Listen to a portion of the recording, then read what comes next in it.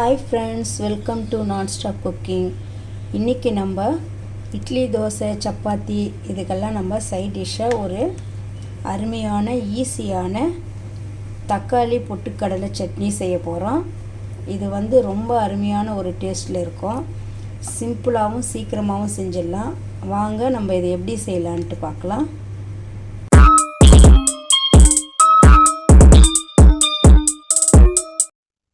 இப்போ நம்ம இந்த தக்காளி பொட்டுக்கடலை சட்னி செய்யறதுக்கு ஒரு கடாய் ஒன்று வச்சிடலாம். ஸ்டவ் பற்ற வச்சு ஒரு கடாய் ஒன்று வச்சுட்டு இதில் நம்ம ஒரு 2-3 ஸ்பூன் எண்ணெய் விட்டுக்கலாம்.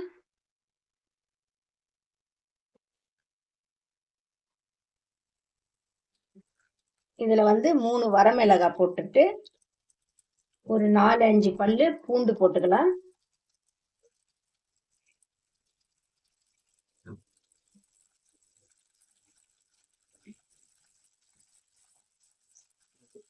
இதிலே ஒரு மீடியம் சைஸ் வெங்காயம்,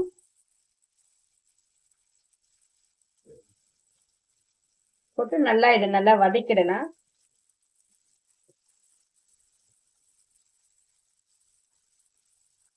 இந்த வெங்காயம் கொஞ்சம் நல்லா வதங்கணும். பூண்டு, வரமிளகாய், வெங்காயம் இது 3 நல்லா வதக்கிடலாம்.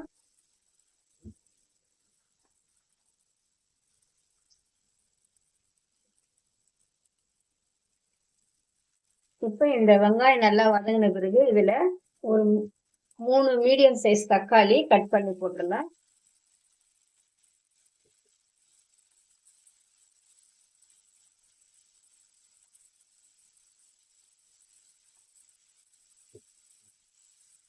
இப்போ இந்த தக்காளியெல்லாம் நல்லா வதங்கி வரணும். ஒரு 2 நிமிஷத்துக்கு கொஞ்சம் மூடி போட்டு இந்த தக்காளியை நல்லா வதங்கட்டும். இதிலே நம்ம தேவையான அளவு உப்பு போட்டுக்கலாம்.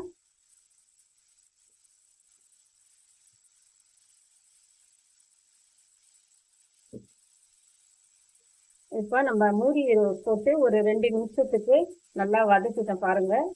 இப்போ இந்த தக்காளி, வெங்காயம் எல்லாமே நல்லா வதங்கி வந்துருக்கு.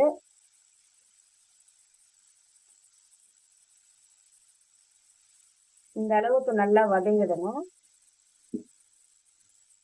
இப்போ இதுலயே ஒரு 25 கிராம் பொட்டுக்கடலை போட்டுக்கலாம். அவ்வளவுதான். இப்போ நம்ம ஸ்டவ் ஆஃப் பண்ணிடலாம்.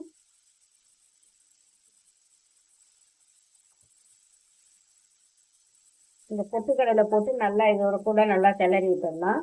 நான் ஸ்டவ் ஆஃப் பண்ணிட்டேன்.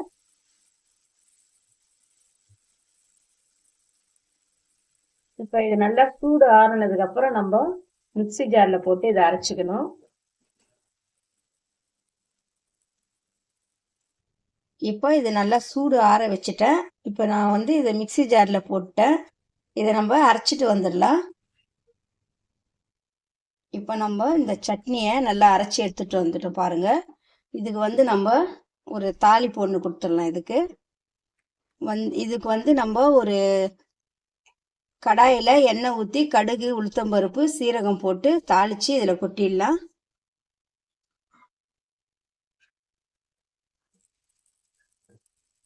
அவ்வளோதான். இப்போ இந்த சட்னி நம்ம தாளித்து ஊற்றிட்டோம். இதில் இந்த தக்காளி பொட்டுக்கடலை சட்னி இப்போ ரெடி ஆகிடுச்சு. இது நல்லா நீங்கள் இட்லி, தோசை, சப்பாத்தி இது கூடலாம் வச்சு சாப்பிட்றதுக்கு ரொம்ப அருமையான டேஸ்ட்டில் இருக்கும். இதே போல் நீங்களும் செஞ்சு பாருங்கள். செஞ்சு பார்த்துட்டு எப்படி இருக்குன்னு கமெண்ட்ஸில் சொல்லுங்கள். வீடியோ உங்களுக்கு பிடிச்சிருந்தா லைக் பண்ணுங்க, ஷேர் பண்ணுங்க, கமெண்ட் பண்ணுங்க, சப்ஸ்கிரைப் பண்ணுங்க.